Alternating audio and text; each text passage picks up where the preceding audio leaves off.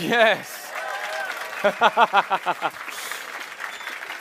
Yeah, it's pretty big. It's pretty massive. It's pretty massive. So let's invite our guest on stage. A man from a group who've kind of broken the rules for what it's possible for a rock band to do, and they've done that again with this film. This isn't about metal. This isn't about thrash or rock. This is just about one of the greatest bands of all time. From Metallica, Lars Ulrich. The filmmaker. All right. How you doing? I'm doing great. Nice to see you again. Nice to see you too. This is our second interview today. This is, yeah, we're like old friends now. You already know all the answers. You just tell them. No, this is going to be new stuff. You meet wait, just hang. How cool? Are we actually in the store? Yeah, this is the store. How cool is this? Let's go shopping. Let's go shopping. Forget about this. Cool. Meet the filmmaker. This is cool. You kind of saw that and you laughed. Why? Well, it's, I'm trying not to take it too seriously. Right. Meet the filmmaker. Next up is a real filmmaker. No, it's cool. I'm going to actually send that to our director, Nimrod. So, like we talked about before, I mean, it's, we're sort of out of our comfort zone, but we also love being out of our comfort zone. So making movies is not sort of our day job, but increasingly we find that communicating all these different experiences to Metallica fans is really kind of turning us on. And so whether it's having our own festival or making movies or whatever, it's kind of fun because when we go back into the studio and into our comfort zone, then we've had all these kind of surreal experiences, and hopefully we can bring something different back, and it'll sort of invigorate us a little bit. But seeing the word filmmaker next to my silly Danish name, that's just kind of surreal. But there it is. I'll make sure and get a picture of that before I leave. So we're going to hear from the fans in a minute, but I wanted to talk to you first. I mean, I kind of tried to describe the film. It's like half live concert, half surreal adventure. How would you describe it? It's out tomorrow and people will be able to see it for themselves. How would you describe the movie? Well, it's a hybrid, first of all. Good word. It's a word that we've heard ourselves say a lot in the last month. I would say the easiest way is probably to say it's a dramatic film that takes place in the setting of a concert. So the concert is kind of the backbone of all the action and the events, and then there's a story that features. Can they see this? Yeah, they can so see they the big can screen. see Yeah. that's Dane DeHaan, our lead actor, and he plays a character named Trip, and he's sort of like a runner. Some people call him a roadie. I think in England he's more like a T-boy. So he gets sent on errands, and he gets sent. He's a big Metallica fan, and he ends up having this kind of contrary. He's at the gig, he wants to see the gig, but then he gets pulled away from the gig and gets sent on this errand, and then he goes out into the world, and then there's a bunch of very unfortunate events that come his way while the concert's playing. So you sort of go back between the concert and his journeys through this. As you can see, this kind of apocalyptic nightmare setting. Yeah, he's not having a good night. So you were actually involved, in fact, the whole band were involved in that kind of story as well as doing the concert. You were kind of involved in sort of writing it, weren't you? Well, I mean, credit where credit's due. I mean, Nimrod Antal, our mad Hungarian director, it's mainly his idea. We all sort of shaped it into something that would, fit into the context of the concert and so on. But when we decided to partner up with Nimrod and that he was sort of our partner in crime, creative partner in crime for this, he went away and dreamt up the characters and the story, and came back to us 3 months later with a very unreadable script. I don't know if any of you guys know what scripts look like, but they're usually sort of like 100 pages and they have like dialogue in them. Here's a 15-page script that has no dialogue.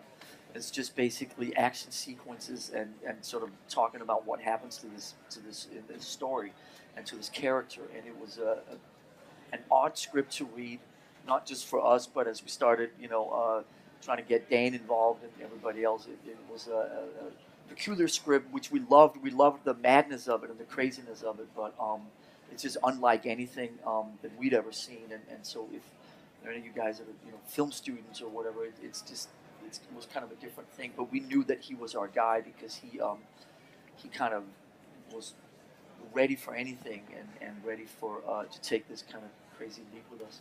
Yeah, because it's not, I think it's important to say, it's not just like a concert with a couple of scenes. It's like a full film. We've actually got another clip of the movie, actually, if you want to have a look, and you'll see what I mean. Here's a bit more. Okay, then.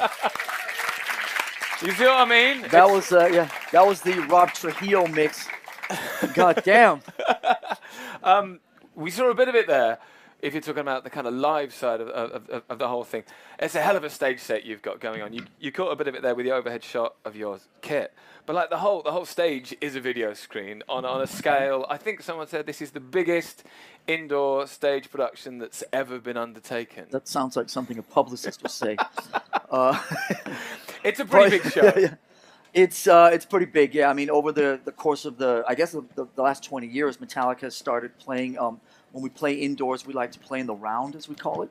So that just we continue to try to come up with different ways of doing that. The one thing that's different about this stage compared to the last few stages is that this is a bit more theatrical. Some of you guys who've been with us for a while know that back in the 80s and the 90s, we did a lot of very theatrical stage presentations, Master Puppets and the Justice and the, what was her name, Doors and crosses and electric chairs and all kinds of silly stuff. And we brought some of that stuff back again in bigger, crazier, a little more ridiculous than it was back in the day, but sort of 2012-13 versions of it. There's a lot of fans who always come up and ask about this stuff, but I wasn't born yet, or I've never seen any of that. So we brought it back for one final encore.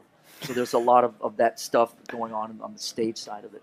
It is kind of a sort of greatest hit sets as well. There's all the big tunes, many of the big tunes you could possibly want are in the performance, aren't they? I'll refrain from using the word hits, but there are some of our production manager Dan Brown uses the word the favorite toe tappers. So there are some of those in there.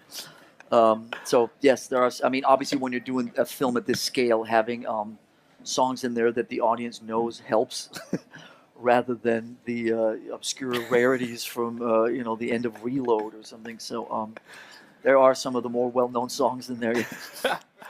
And you've made this film yourselves as a band. Normally, like with a big movie, a studio pays for this thing.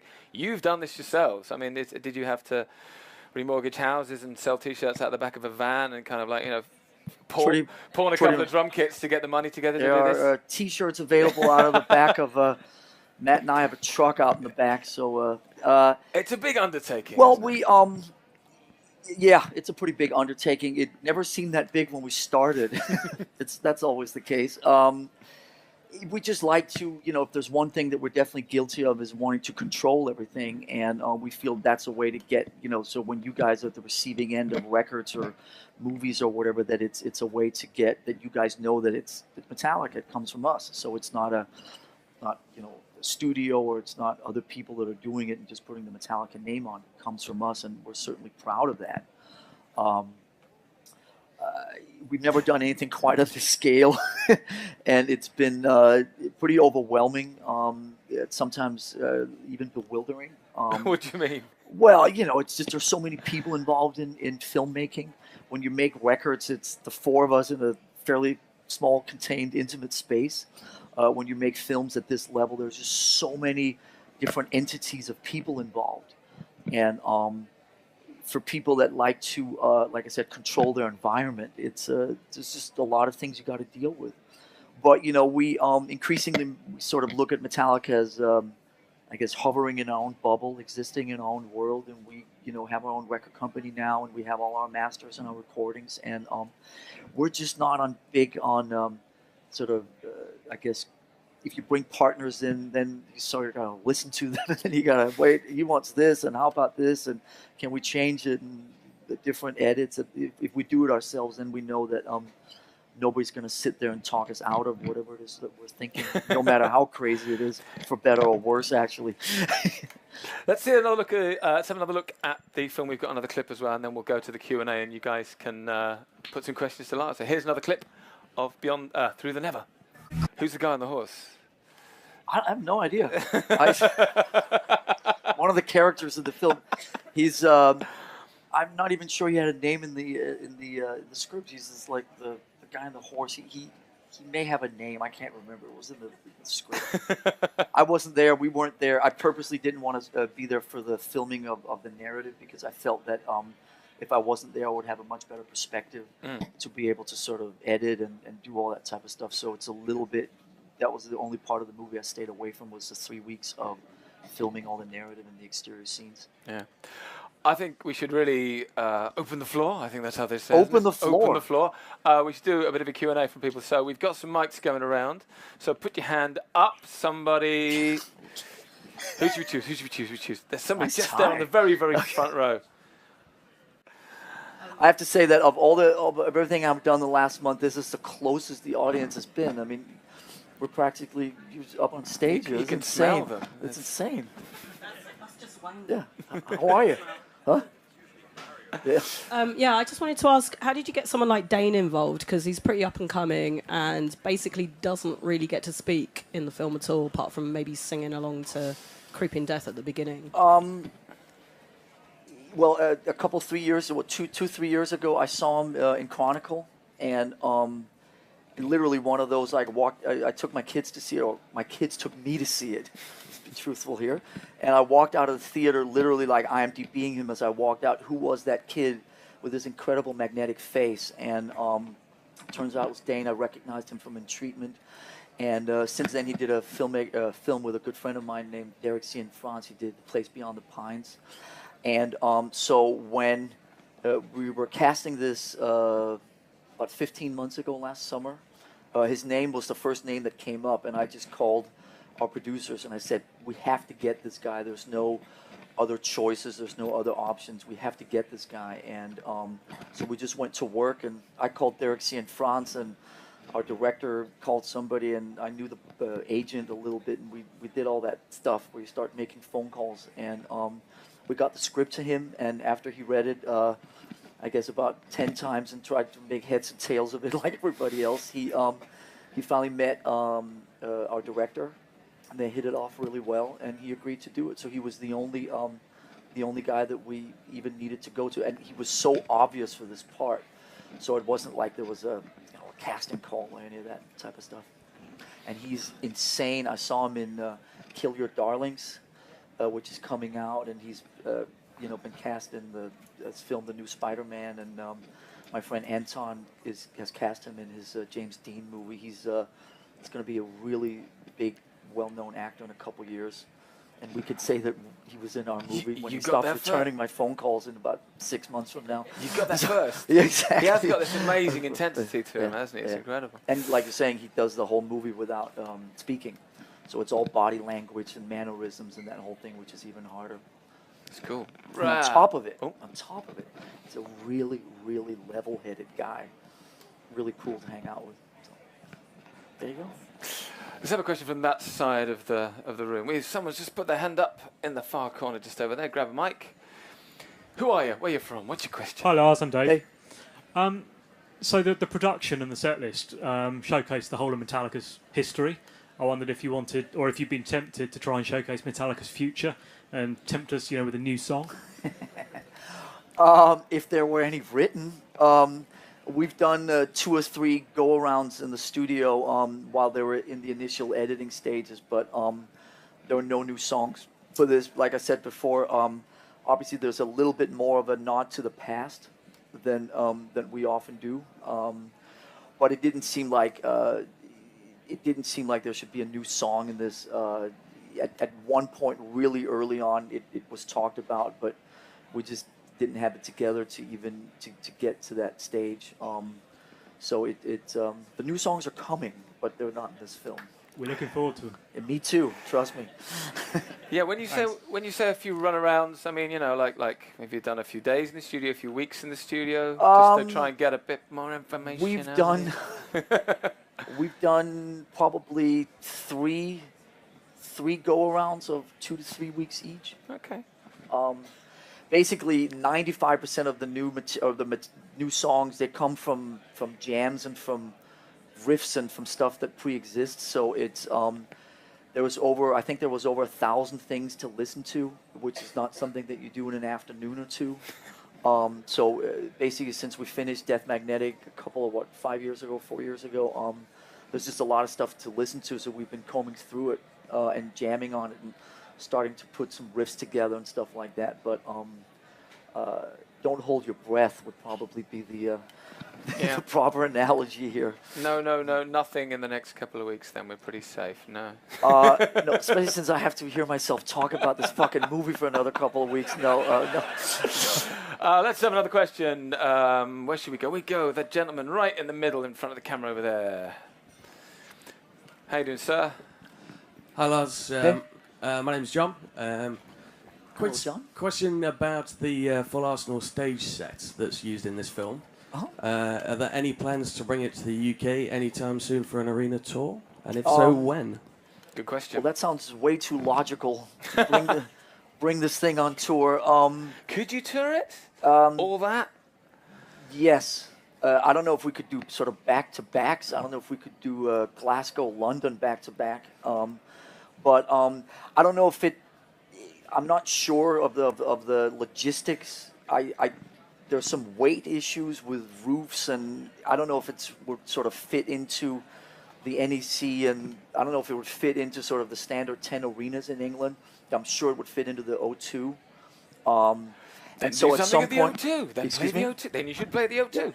And listen, you know, this is how it starts. It has been talked about, but right now we want to get to making a record, and so I think that we'll most likely tour this at some point, but not necessarily next. This may be the type of thing that we come back to.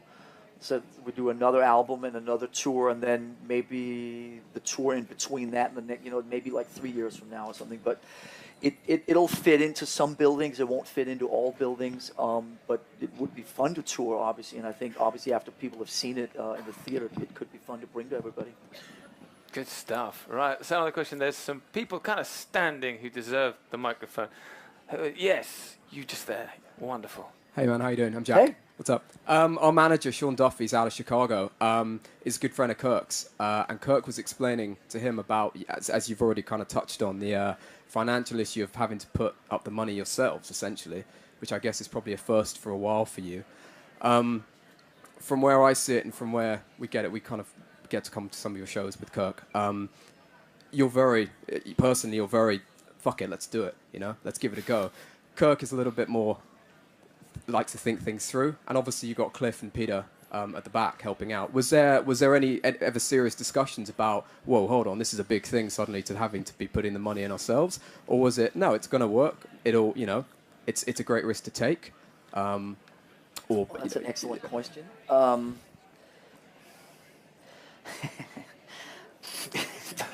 A lot of meetings. I imagine there was a lot of meetings.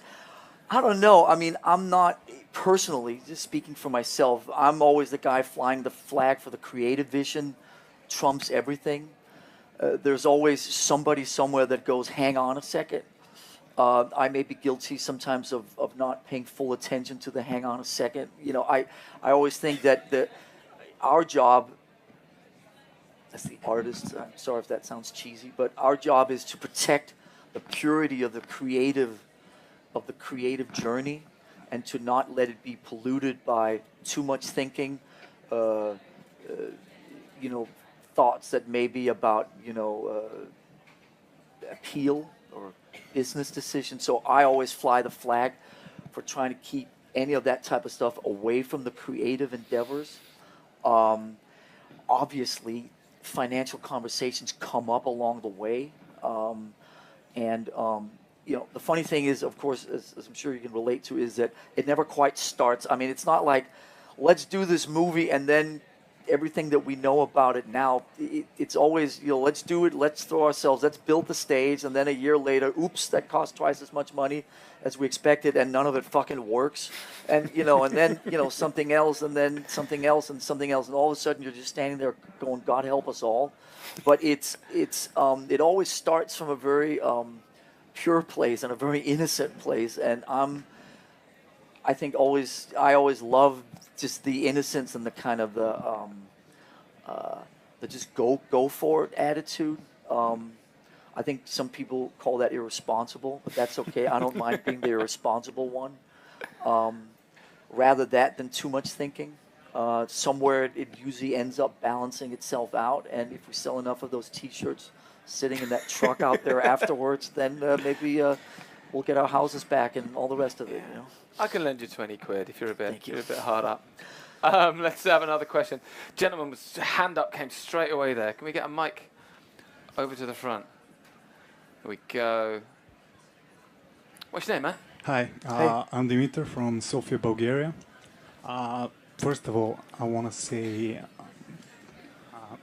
thank you for everything that you have done and continue to do. Thank you for the inspiration. Thank you for everything. Thank you.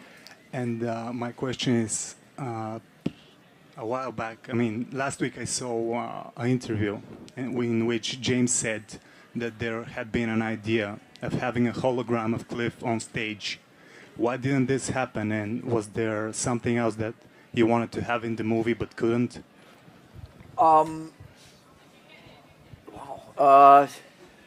I've learned along the way to not comment too much on what Hetfield says and vice versa. It's like everybody says their truth at the moment, or at least close to it. So I think, was it a couple years ago? Was it the Tupac thing? Yeah, that's right. Was it? It was a Snoop or hologram somebody of Tupac at Coachella. Yeah. Right. Yeah. It may have come up in conversation for like 12 seconds. Obviously, Cliff's spirit is always around anything that Metallica does, and obviously, with has anybody seen the film? You've seen the film, so I won't give too much of it away. But there's a song in the film that certainly brings Cliff sort of full circle into this whole thing. So I think Cliff's spirit is always part of Metallica. I don't think necessarily Cliff's his presence is always needed physically or in an obvious way. It's just the spirit. But the hologram thing that you're referring to is not something that went very far. That conversation may have lasted just a couple seconds. You are? Oh, I was just checking you weren't a hologram, just making sure. We're running out of time, so we should really get some more questions. Come on, he's got a tie on today. Okay. Do it. Did you? Dude's got a tie. You're looking good, man. Let's get a mic across to Sharp Just Man. Hello, Lars. How are you? Nice to see you again. You How too. are you, man? It's been a while. Are you I live working here. in? You live in London now. Yeah, I moved here. We know each other from these. From the internet. Yeah. We met on the internet. Big sword. Yeah. Big Bring it sword. back. I'll ask you a film question. Please. So, yeah. So for 32 years, Since I'm a filmmaker, it says exactly. that right It there. says it there. Apple doesn't lie. So, 32 years musically, you've been setting trends and paving the way for young bands, and you've been always showing that change and creativity. There's always a thirst for this and for experimentation. Do you want to set this trend now with movies? Do you think that this film could possibly, be a kind of a benchmark for other bands to say, let's not just do a concert film, let's not just do a documentary, let's not have us filmed in a prayer circle being massaged, or out in the fields with poppies in our hair or something like that. Paid attention along the way. Yeah, exactly. Well, I appreciate that question. When we started making this film, you know us well enough to know that we don't sit around and go, okay, it's time for us to make benchmarks for the rest of the bands out there. That's not how we roll. If anybody gets inspired by this film to look at conventional concert films with a slightly different view, obviously that would be great. But that would also be accidental. You know us well enough to know that we're sort of fairly inward looking. We don't sit there and think of all the ways this may or may not affect other people. We leave that up to everybody else to try to figure that out. Most of the time, as you know, we also don't know what we're doing. We just make it up as we go along. But it's been a lot of fun for us to do this, and I think increasingly for Metallica, for us to stay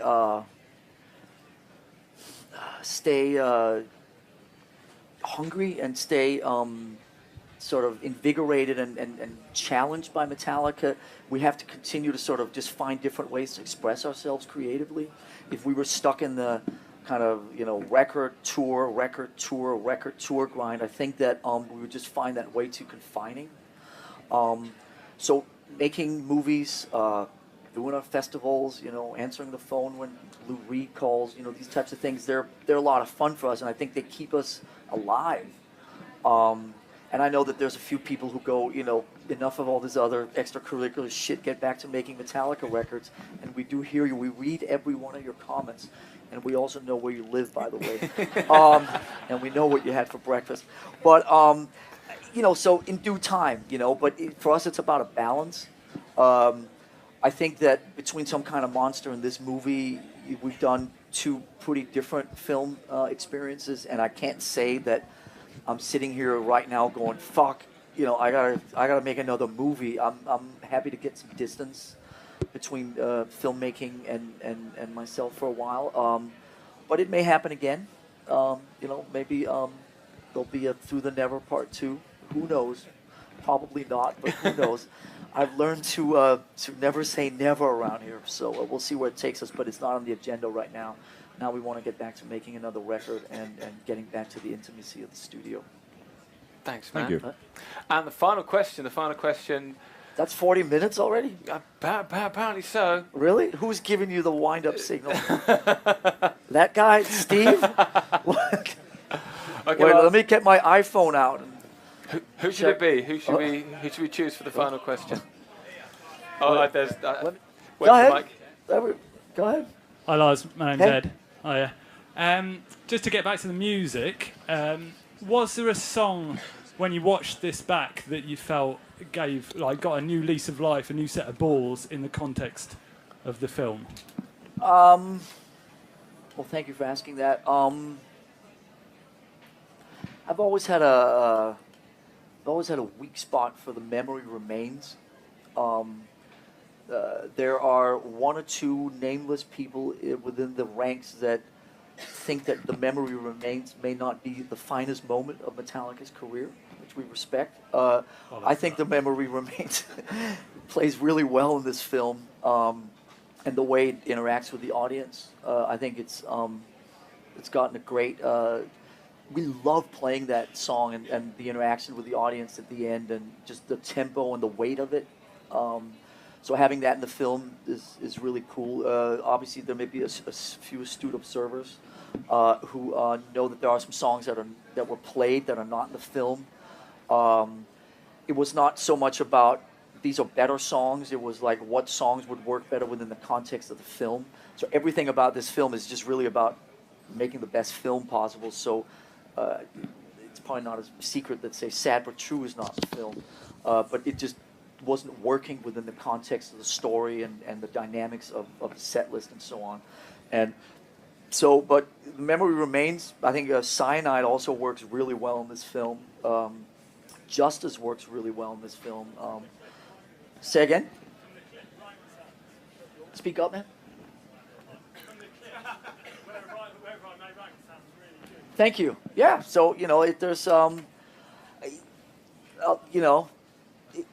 post-production on this film was insane. We spent the last year editing it because so much of it is like, how do you weave the story in and out of this concert, and what songs work and what songs don't work, and, should some of the songs be edited, and, then we started moving songs around in sequence, and I can be a little protective of the set list since I'm the one that writes the set list, and all of a sudden, there was like, can we move this song over here? No, you fucking can't touch my set list. And then I started opening up to that for the better of the picture, for the better of the film and all that. So it was a long process, but I think I may have answered your question now. I think so. That was good. I just don't want this to end. Let's close the store, let everybody go, and let's just keep going this all night. One more. I can't deny, Lars, can I? Come on. You choose someone for the very final I question. choose somebody. You choose somebody. Someone put a hand up would be a good thing. Okay. Him? Okay. This dude. What? Say again? Oh, well, thank you. Ew, just pass it. Oh, Thank there you. we go. Let me just pass it down that way. It's a silly question, Hey, wait. There We'll we go. end on a silly question. Who are you, sir? Hey, how are you? Just wanted to know, what was it like playing right underneath those massive Tesla coils? Yes. Okay. Testicles? Is that what you said? What? I'm sorry, I can't hear you. Tesla coils. Tesla coils. Pardon my French. Okay. It's like, man, yeah. Hairy. It was very hairy. No. It was pretty nutty. Because. Hey! Whoa! Thank you. How do I top that one? That's a pretty high point to go out on. Because this film this is not filmed on tour. So most concert films, when you see they're filmed on tour, so you're 150 shows into something that functions. We did a few warm-up shows in Mexico City, and then we started filming. So all the shtick and all the theater and all that stuff, a lot of it wasn't really dialed in like it would be if you were like a year into a tour. So a lot of that stuff was a little, some of it was working, some of it wasn't working, some of it sort of occasionally worked in true Spinal Tap fashion, of course. So those Tesla coils, when you have a guy who stands there and tells you every night, do not get off of your position, Hetfield and Hammond Trio, don't cross this line. You could get zapped. You will die instantly. All this type of stuff. It just puts things in a different perspective as you're sitting there. And as I'm sitting there playing, I was looking up there, and I can be pretty fast on my feet. And I always, I felt that if there was something that was going to go astray, that I would just quickly, I was convinced that I could beat the lightning or beat the zap away from the drums and jump off before it. So I sat and played close attention, but it was pretty crazy stuff. And with all the pyro and the statue, there was a couple nights where the statue fell and leveled the drum kit and all this type of stuff in true Spinal Tap fashion. So it was pretty edgy, the film, because it was not really rehearsed that much because it was a film and not a tour, Good final question. We could keep going, but unfortunately, I've kind of got to wrap it up now. The film, Through the Never, is out tomorrow. Check it out. It's quite a staggering piece of work, as is my guest. Ladies and gentlemen, give it up, Lars Ulrich! Thank you. Thank you. I'd say it's a dramatic film that takes place in the setting of a concert. So the concert is kind of the backbone of all the action and the events, and then there's a story that features. Can they see this? Yeah, they can so see they the big can screen. see, Yeah. That's Dane DeHaan, our lead actor, and he plays a character named Trip, and he's sort of like a runner. Some people call him a roadie. I think in England he's more like a T-boy. So he gets sent on errands, and he gets sent. He's a big Metallica fan, and he ends up having this kind of contrary. He's at the gig, he wants to see the gig, but then he gets pulled away from the gig and gets sent on this errand, and then he goes out into the world, and then there's a bunch of very unfortunate events that come his way, really kind of turning us on. And so, whether it's having our own festival or making movies or whatever, it's kind of fun because when we go back into the studio and into our comfort zone, then we've had all these kind of surreal experiences, and hopefully we can bring something different back, and it'll sort of invigorate us a little bit. But seeing the word filmmaker next to my silly Danish name, that's just kind of surreal. But there it is. I'll make sure and get a picture of that before I leave. So we're going to hear from the fans in a minute, but I wanted to talk to you first. I mean, I kind of tried to describe the film. It's like half live concert, half surreal adventure. How would you describe it? It's out tomorrow and people will be able to see it for themselves. How would you describe the movie? Well, it's a hybrid, first of all. Good word. It's a word that we've heard ourselves say a lot in the last month. I would say the easiest way is probably while the concert's playing, so you sort of go back between the concert and his journeys through this, as you can see, this kind of apocalyptic nightmare setting. Yeah. He's not having a good night. So you were actually involved, in fact, the whole band were involved in that kind of story as well as doing the concert. You were kind of involved in sort of writing it, weren't you? Well, I mean, credit where credit's due. I mean, Nimrod Antal, our mad Hungarian director, it's mainly his idea. We all sort of shaped it into something that would, fit into the context of the concert and so on. But when we decided to partner up with Nimrod and that he was sort of our you know, partner in crime, creative partner in crime for this. He went away and dreamt up the characters and the story, and came back to.